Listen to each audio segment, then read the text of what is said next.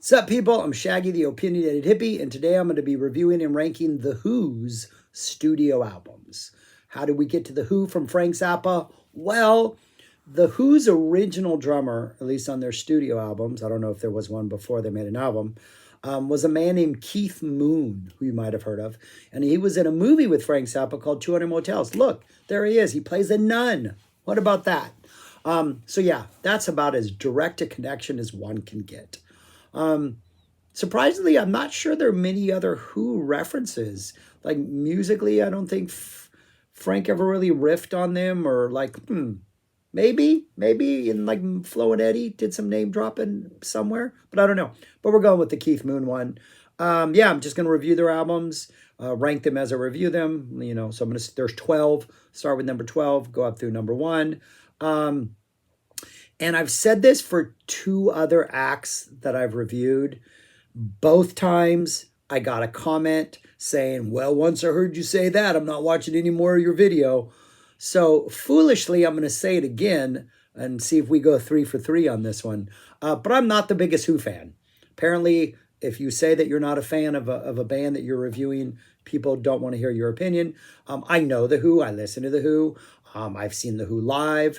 My freshman roommate in college back at Cal was, to this day, still the most hardcore Who fan I've ever met in my life. I have seen The Who live. I know all their albums, but I've never done that hardcore Who deep dive. It's never been my favorite band for a month or for 6 months or for 2 years. I'm a fan. If I had to rank sort of the bands that came out of the 60s as like the all-time greats, I'd put the Kinks above The Who. I'd put the Stones above The Who. I'd put the Beatles above The Who. I'd put Cream above The Who. Yeah, who else? Pink Floyd. I like The Who. I've just never been one of those hardcore Who fans. I just want to be clear for a matter of transparency. Some people don't want transparency, but now you have a reason to not watch anymore if that's a deal breaker for you. But some really good music here. Some absolutely fantastic music. That being said, we'll see what happens in the comment section. And on to number 12. Number 12 is their 11th album. It came out in 2006. Is that really how long ago this came out? Yeah. Endless Wire. And this one, it's kind of a 2-part album is the way I look at it. There's like 9 songs that are more like straightforward, full-length type hard rock or some acoustic songs. The acoustic songs I think work much better than the other songs. And then you get a mini opera, Wire and Glass. Some of the songs I believe were released on an EP prior to this. And these are much shorter songs. First song, Sound Round, which I think goes back to like the Lifehouse Project or Who's Next recordings, has more energy than the entire first 9 songs and is this incredible welcome, fresh of breath of fresh air, fresh of breath air. Yeah. But it's not enough to kind of save the album. I do think the mini opera is a little more interesting just because the songs are shorter, has a Tommy feel at times. But it's just, you have to get through the first 9 songs. And so half the album is kind of like, Fragments, the opening track, has a straight up Baba O'Reilly, much thinner sounding keyboard riff that just feels like fan service. And I'm not a big fan of fan service when it doesn't work. I don't think this works. They repeat it later again in the mini opera Fragment of Fragments. A little more interesting because it's in the middle of the album and not like an opening track.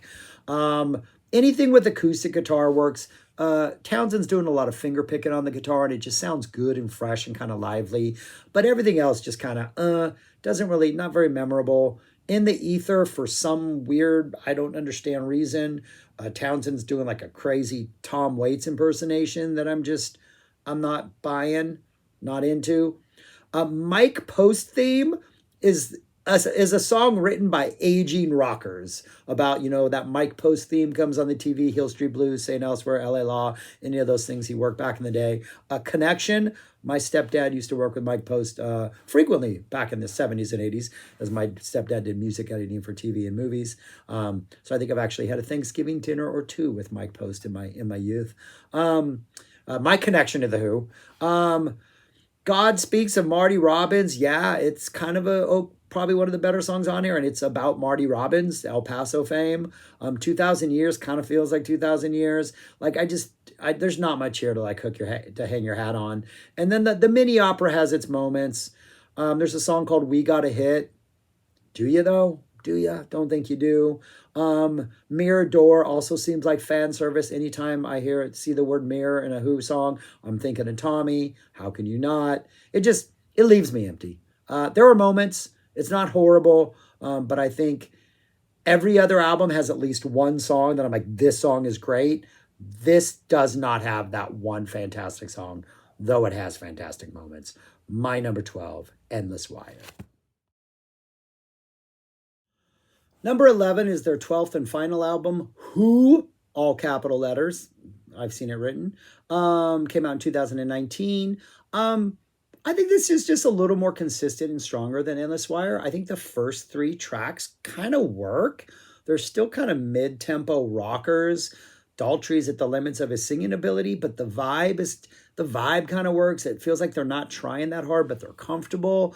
They're not trying to be young, but at the same time, there's still some Who in them.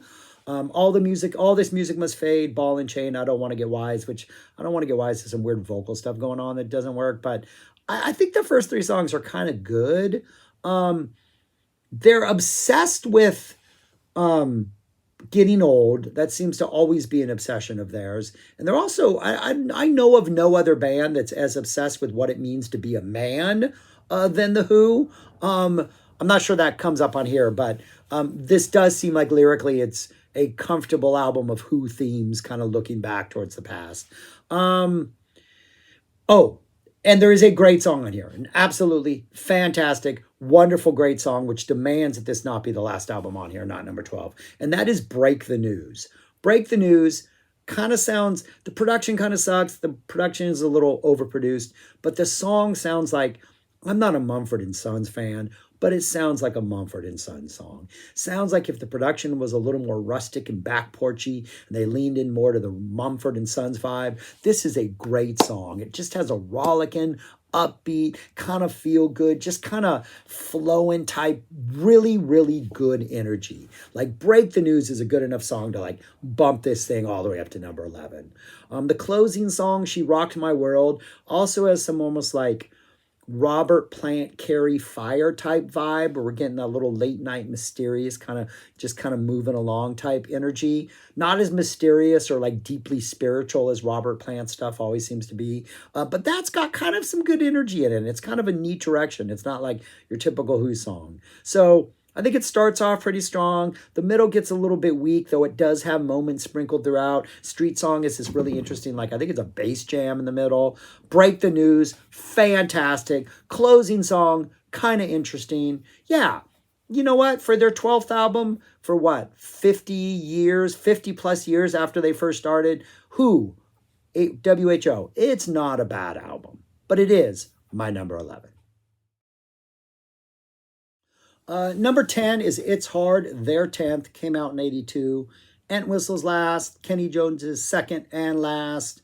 It has Eminence front on it, closes out side A, middle of the CD. And that alone guarantees it can't be in the bottom two. I think Eminence front is an absolutely fantastic song. Great use of keyboards, all around great vibe. That dun, dun, dun, dun, dun, just nice slinky, just kind of bringing you in, kind of groove. Oh, just an all-around fantastic song. Opens with Athena, which I like, just this breezy little pop song. Athena, ba, ba, ba, ba, ba, ba, ba, ba. Just great energy. The rest of it, I think, is just kind of, it's either maybe a little too generic. It's Hard, the title track, is maybe down there with some of their worst stuff. It's hard for a lot of reasons. Long list of things that are hard. Side 2, I think, is a little bit better than side A. I've Known No War has a cool kind of slinky little minimalistic middle section that had they like abandoned the second half of the song and just leaned into that as like an ending jam, would have elevated this maybe another height up, another ranking number up. And there's some good stuff on the second half, but none of it is ultimately that strong or that memorable. Yeah. It's just again, it's not a horrible album, It's got two pretty solid songs. Side two is, I think, more entertaining than side one, but none of it is just all that memorable or all that fantastic. There are moments, as always, throughout, but for the most part, it sounds kind of like a band that maybe should break up pretty soon and maybe isn't all as they might be interested in making music, but they're not interested in being the Who. And I think that just kind of comes through. But yeah, yeah, not much to say. Entwistle's got a couple songs on here, three. But yeah, it's just kind of it's an album. I don't have much to say. It's hard to say much about this album because it's just kind of it's there. They're making music. They're doing the Who thing. A couple great songs, but for the most part, it's just kind of forgettable. But overall, the like mediocre songs I think are a little bit more interesting than the stuff on Endless Wire and the stuff on Who. I do think it, especially side two, I think it's just consistently a little more stronger and engaging. But still, not that much different from those two. That would be my number 10. It's hard. My number 9 is their eighth. Who Are You? This came out in 1978. I think there's a great album somewhere on this album, but there's way too many synthesizers being used. And my problem is not the fact that there are synthesizers being used, but the sounds that are being picked, the tones, just the way the synth sounds, the synth sounds. I just they're not executed well. It feels dated. It feels just it doesn't help the song. I think the writing for the most part is pretty consistent. I don't think there's anything that's absolutely fantastic on this album. I think the writing is consistently stronger than the first three albums I talked about. Music Must Change, the last song on side A in the middle of the CD, has this really nice sort of almost again minimalist groove. But I think anytime the Who kind of really slow things down and bring it down to some weird little simmer, I think it works better. Or when they kind of make their landscape not as bombastic. Maybe it's just the change in style makes it interesting. But Music Must Change is pretty cool. Again, I think side two is maybe a little bit stronger than side, at least the first, well, no, two of the songs. Trick of the Light and Love Is Coming Down, I think are kind of good upbeat rockers. Guitar and Pen, the lyrics, I think are some of the cheesier, don't work lyrics. And the album closes with Who Are You, which is a song I've never liked. This was one of those songs that came on the radio, I switched to the other rock radio station in Southern California. I would go, and if it was a bad song there or a good song, I'd wait 5 minutes and go back to KMET, hop over to KLOS for a while. But I've just never liked the song. It doesn't do anything for me. It doesn't. I get to the end of the album and I'll cut it short because I just don't care about Who Are You. I don't know. Just never did it for me. But again, this is probably, looking at what's left on the list. No, okay, no, there's a couple more that are hit and miss. But this one, it's just pretty consistent, but just nothing that really jumps out at me. But I do think if the synth sounds a bit different, or maybe they'd gotten rid of synths and leaned into more of a guitar sound, I think there's material here that could be salvaged had it just been, the approach had been different. But yeah, other than that, it's just kind of, it's an enjoyable listen, right? But it's not mind-blowing in any way. And that would be my number 9. Who Are You? My number 8 is their ninth, Facedances. Came out in 1981, the first one without Keith Moon, with Kenny Jones on drums. And I think this is actually a pretty good little album. I really don't have many problems with it at all. Opens up with You Better You Bet, which I think is just a really fun rock song. Yeah, maybe it's just a radio-friendly hit, but it's a good radio-friendly hit. It closes with Another Tricky Day, which I also think is another just really good, fun song. Has some great musicianship in it. Love that just the intro to that is fantastic. John Entwistle has 2 fantastic songs on here. The Quiet One and You, bass-driven, really solid rockers, just good stuff. What else? Don't Let Go the Coat's not a bad little number. Cachet. Now, there seems to be an obsession with the Bears. There are no bears out there, so if you're worried about the Bears, don't be. Cachet can for some reason, really go over the top on reassuring you that there's no bears out there.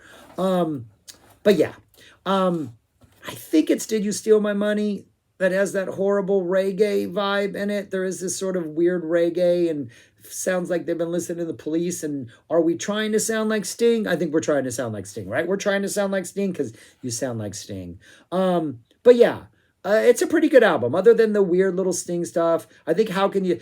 we have a little Sting. We also have a little Paul McCartney on How Can You Do It Alone, which may be a little Paul McCartney type pop coming in there. So it does feel like maybe we're trying to like be influenced by whatever is popular in the day. And Paul McCartney had huge hits in 82.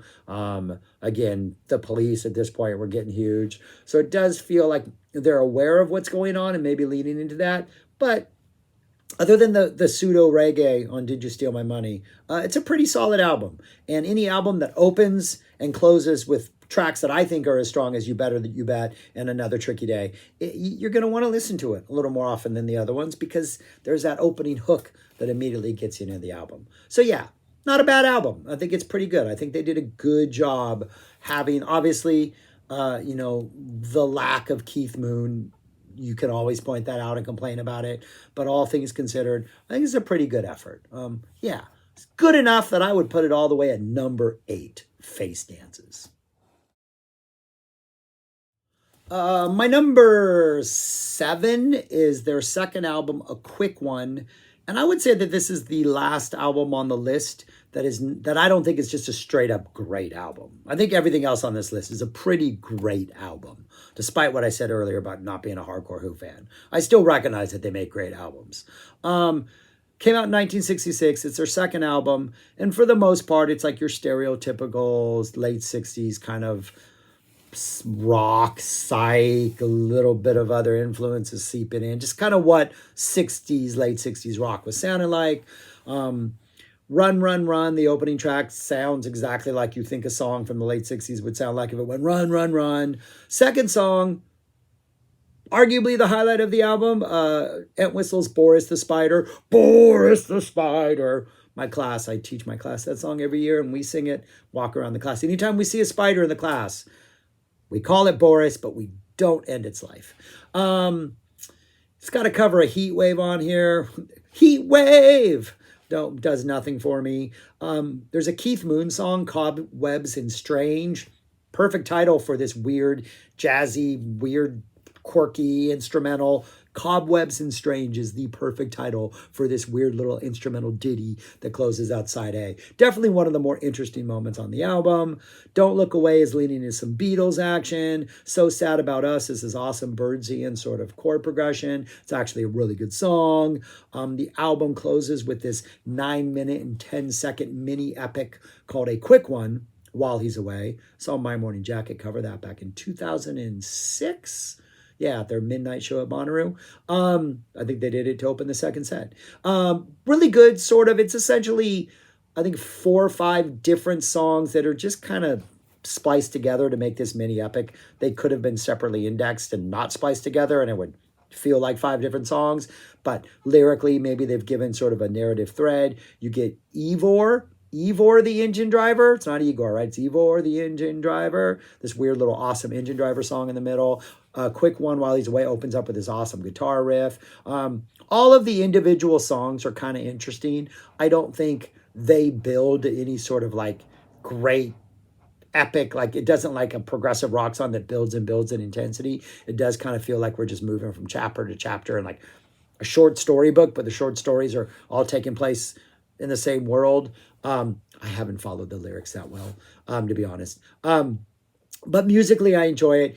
And we do get, for the second time, or maybe it's on the next album, so the first time, but the second time prior to Tommy, the first of 2 times, when we get a Sparks reference. Those chords that open up Sparks, boom, boom, boom, we get that. We would also get that, I think, in Rael, the other little longer epic that closes an album.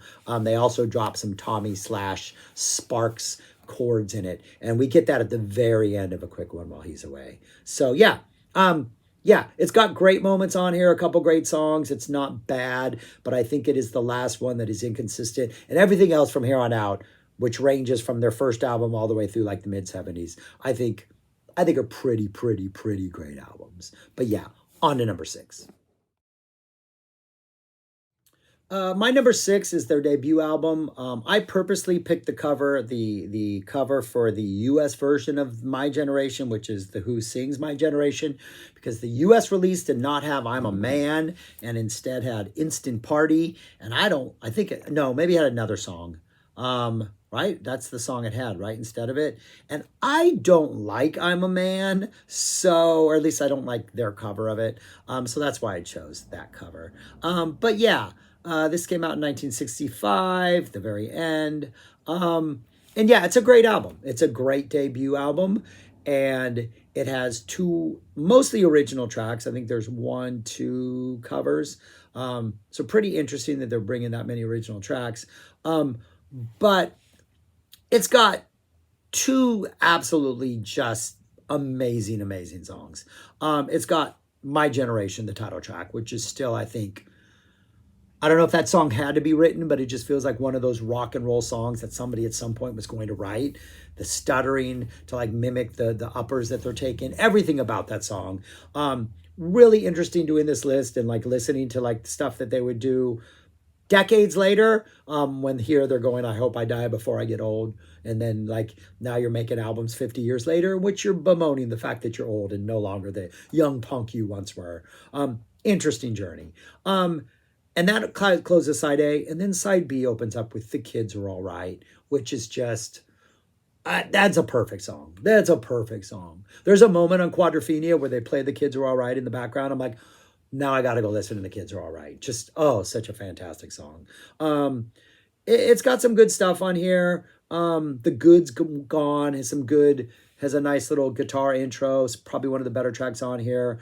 Side 2, another stronger side than side A.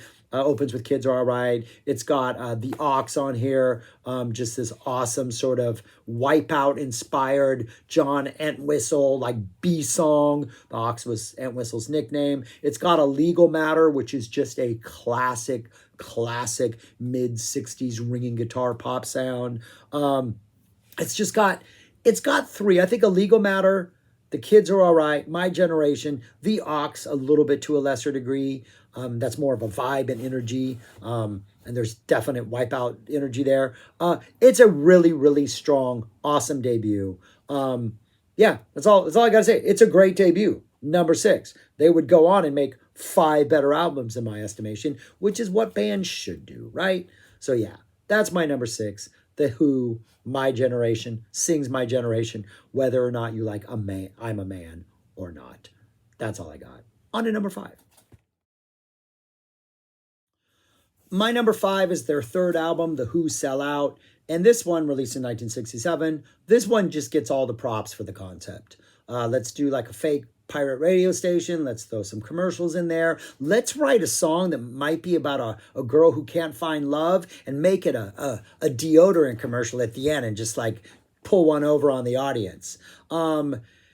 It's got these, so you hear a song, you get a commercial, you get these ads, you get this radio broadcast thing for what, Radio London. It's just, the concept I think kind of works. It's kind of fun. Kind of doesn't carry its way through the entire album. It's definitely hits you a lot harder earlier, but I'm already in. Side A is near perfect. Really good songs also kind of mixed in with the commercial stuff. I think had they taken away, I don't know. We don't know what it's like otherwise. I just think it, as an experience, I think it just really works and it's really enjoyable. And it also shows like the creativity of the Who. That obviously Pete Townsend is thinking big concept, right? We already had like mini epics we already had like a 9-minute song in the previous album. We're already leaning toward big ideas. This big idea, pirate radio commercials. We get Armenia City in the Sky, which is an awesome sort of psych rocker. Reminds me of like XTC's What in the World, as if they were drawing a little bit from this for the inspiration for What in the World. Marianne with the shaking hand, awesome little like very Who type pop rocky song. Tattoo.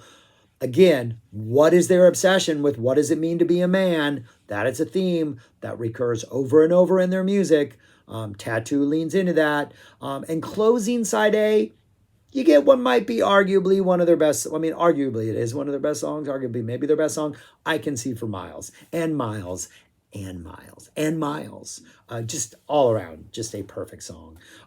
Side two is definitely not as hit it out of the ballpark as side one, but it's not bad. They're good songs. You had a couple Entwistle entries in there, a couple weird little songs in there. And then it closes out with like this 5.5 minute Royale, which leans much more heavy into the Tommy theme. You get that Sparks action, a little bit of, I think, what would pop up in Underture. So you're definitely getting some Tommy music that, of course, would then, on the following album, be fully realized. And so that's kind of a neat thing to end with because you have that connective tissue to the album that would follow. So yeah, I think they maybe could have executed this. I mean, obviously, no one else was doing this. This is like 67. So, like, they're breaking ground at this point. I wish maybe people had pushed them to, like, sell the concept a little more harder because I think it would have been more fun. But yeah, it's a good listen. I think it's fun. I think it shows their creativity. And it starts off with a great sight rocker. Has I Can See for Miles right in the middle, kind of the heart and soul of the album. And then Royale is this really awesome sort of connective tissue to what would come. So it's a really good closer to, like, the first phase of the Who's career. That's my number five. The Who Sell Out. My number four is their seventh, The Who by Numbers. This came out in 1975. And this feels very much obviously like, hey, we've just done a bunch of concept albums. We finished two of them. One of them we kind of failed, but produced a classic album anyways. Let's just be a little more simple. Let's just do some straightforward songs. Lyrically, we might talk about Mama playing the accordion, but we're also going to get in some really deep, intense stuff about Pete Townshend's life and his alcoholism and his struggles and what it means to be a man. I mean, let's just imagine a man at one point. But in doing all this, I think we create a near perfect side A of music. And then side B, while I don't think it is as musically compelling, I just think you're getting a really good look into what the Pete Townsend solo career would look like. I think some of those early albums, Cowboys, what's the other one? Silk, the one that is, what's the other one? With Slit Skirts? Slit Skirts! I love that song. But we're looking into the adult version of what Pete Townsend is going to bring us lyrically.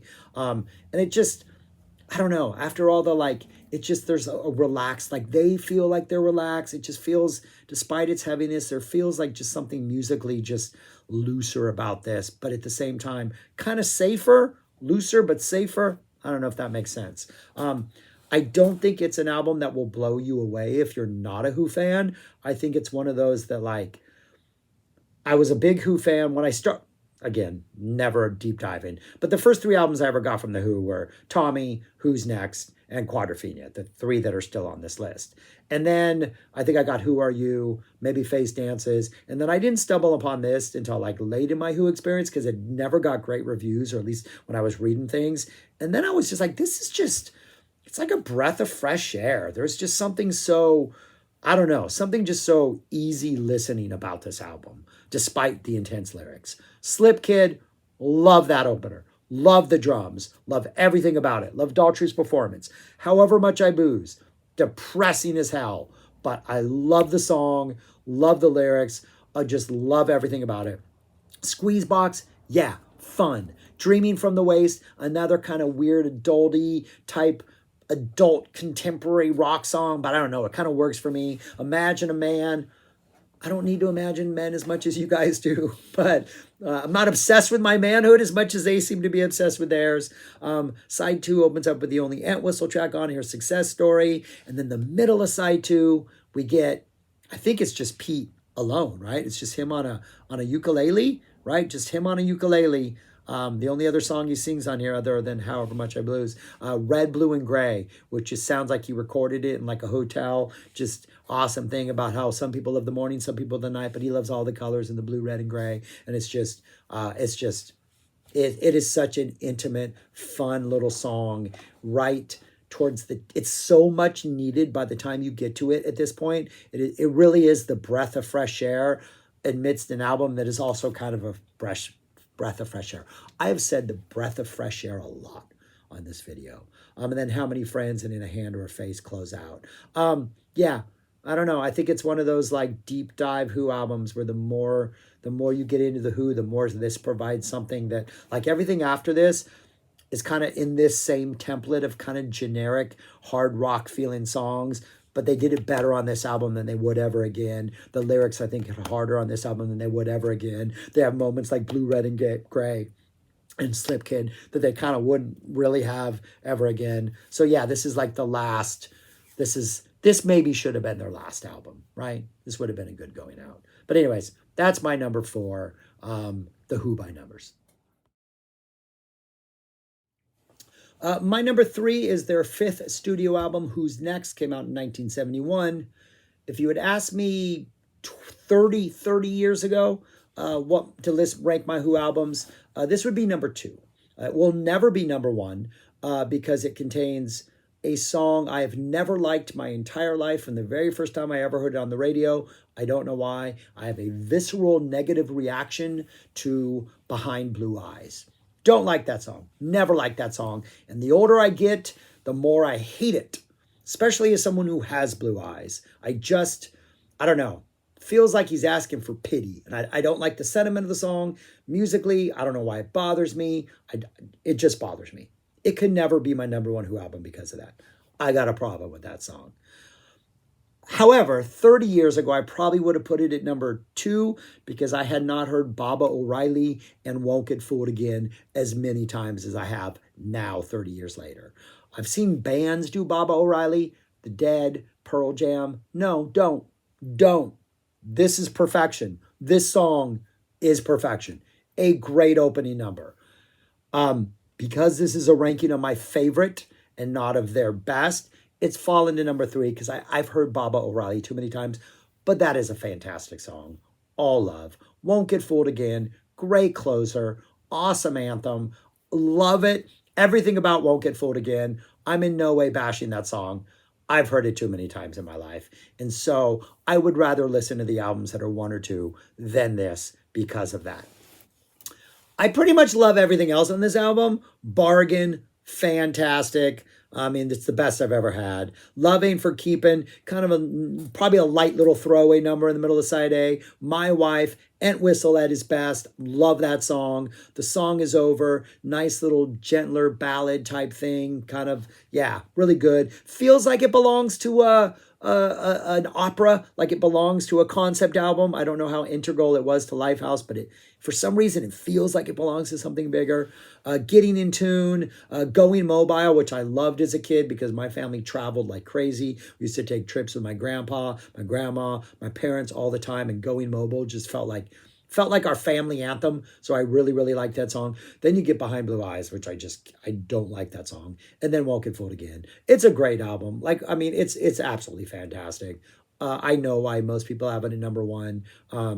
The opening and closing tracks, Baba and Won't Get Fooled, are just rock classics, right? And everything else in between is fun and has good energy. And yeah, but I've heard it too many times. So since this is a list of my favorite, it's fallen from 2 to 3. And it can never be number 1 because of Behind Blue Eyes.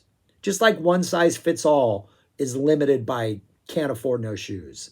I really don't like some songs sometimes. Behind Blue Eyes is one of them. My number 3, Who's Next? My number 2 is their 6th, Quadrophenia. Came out in 73. I'm a sucker for concept albums and double albums and indulgence. Give it to me every time. Quadrophenia, their last great prog epic. I guess they did a mini opera later, but it wasn't great. It's just a fantastic album.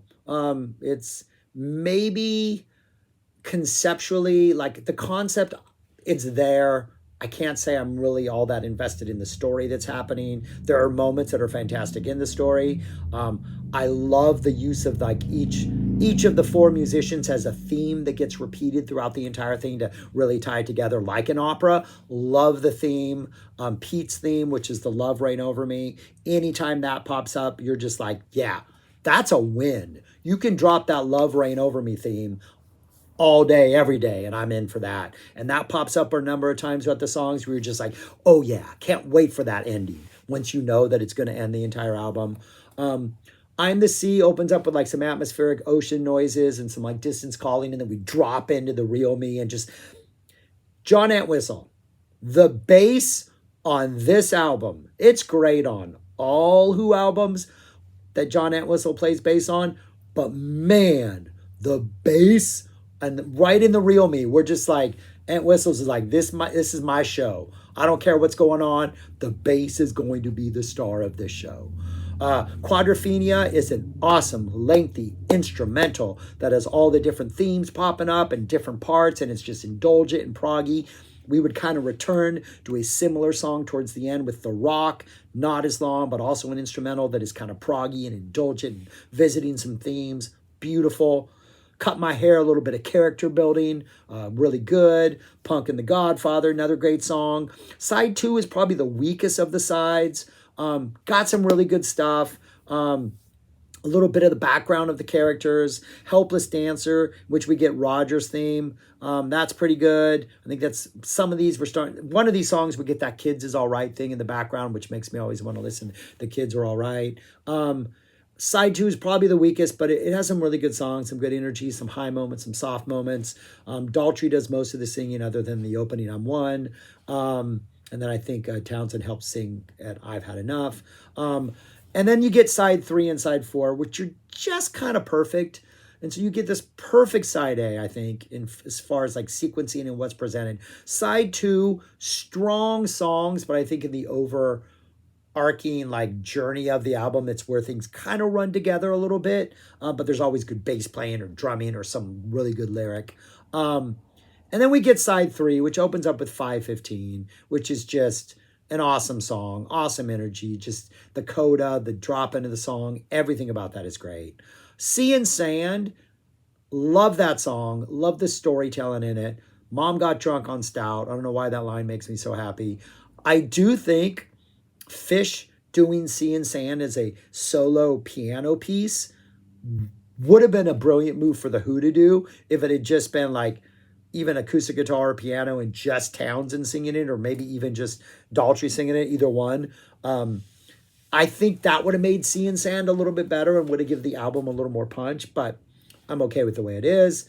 Drowned, an awesome piano-driven rocker. That 515 theme coming back in, the dun-dun-dun, just great recall back to that. Bellboy, which is Keith's theme.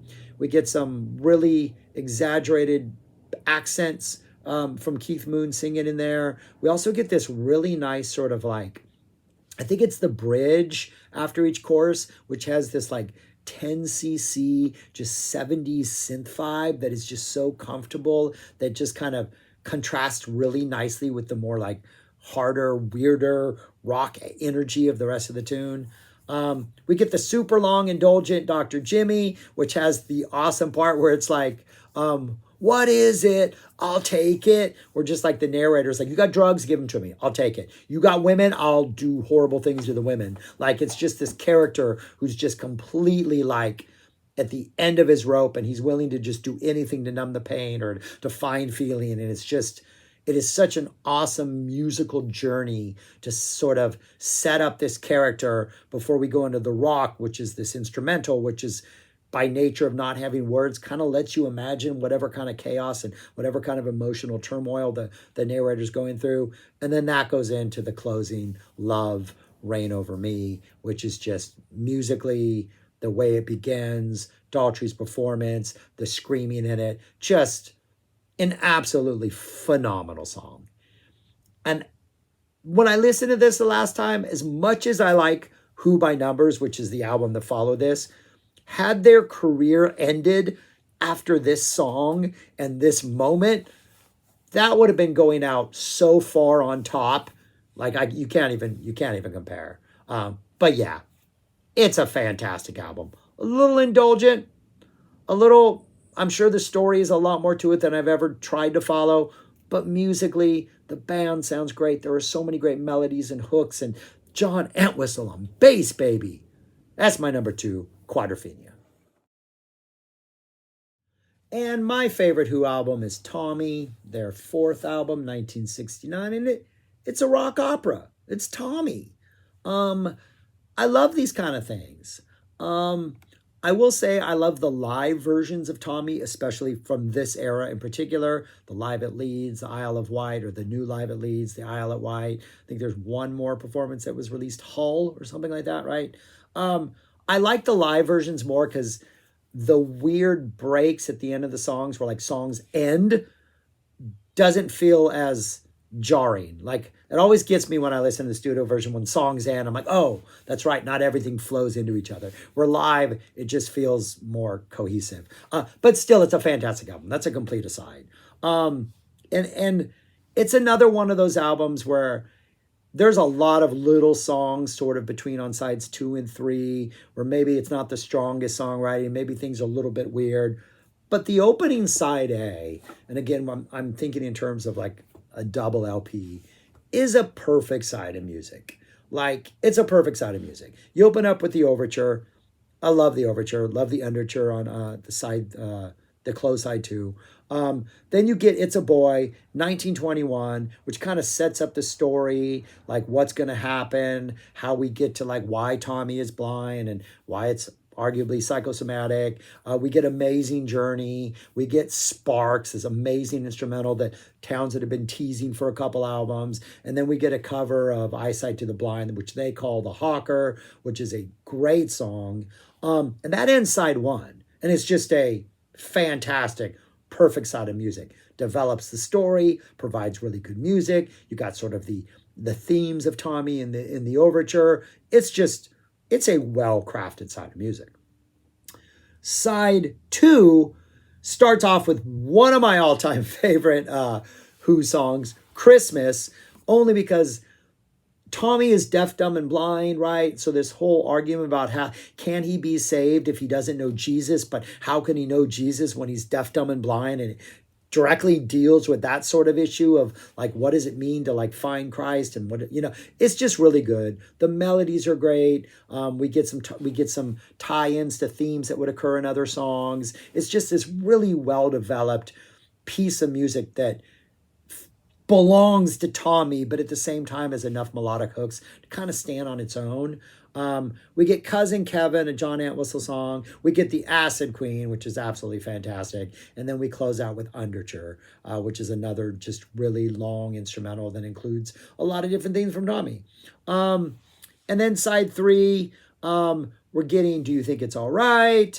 To Leave the Boy with Uncle Ernie. It's not, because he's going to fiddle about with the boy, and that's not a good thing. So why we have to include that in this is just a weird little side, but whatever. We get Pinball Wizard. We drop Pinball Wizard in there, which every time Pinball Wizard drops, you're like, this is a pretty fantastic song. It does feel like a little out of place all the time when I hear it, in the same way that Lola kind of feels out of place on the Kinks' Lola, but that works because it's the single that that the album is talking about. Pinball Wizard just seems like this standout, but who cares? It's a great song. There's a Doctor, Go to the Mirror, Tommy, Can You Hear Me? Smash the Mirror, Sensation, closing out side 3. We're really moving that story along. Side 4, we get The Miracle Cure. We get Sally Simpson, one of his fans. We get I'm Free, another good hit song. This is another one that also just kind of feels like out of place. The 2 songs that feel out of place kind of became hits. Then we get Welcome, the awesome Tommy's Holiday Camp, and the entire album closes out with the fantastic, sort of epic, awesome song ending, We're Not Gonna Take It. Yeah, I love it. The story is ridiculous, but if you're going to do a rock opera, maybe the story should be ridiculous. Don't make it too self-important. Have fun with it. Throw in some classic hit songs. Do a good cover. Drop some instrumentals and have themes running through the whole thing. Make the whole thing feel like a cohesive piece of art. And that's what Tommy feels like.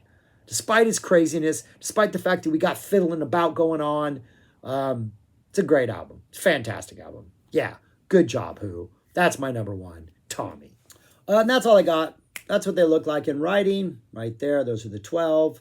Let me know your ranking of these albums, all that stuff, why I'm wrong, why I'm right, all that stuff. But anyways, yeah, thanks for watching. Yeah, The Who, go listen to The Who. Go listen to Tommy if you haven't listened to Tommy. Despite I've never done a deep dive, but I like this band. So if you made it this far, congratulations. I do like this band. They're a good band. Just never became obsessed with them. To put that to bed. I'm done with that. I'm moving on. I'm going to go listen to Tommy. All right, that's it. Take it easy, people. Talk to you later. Peace.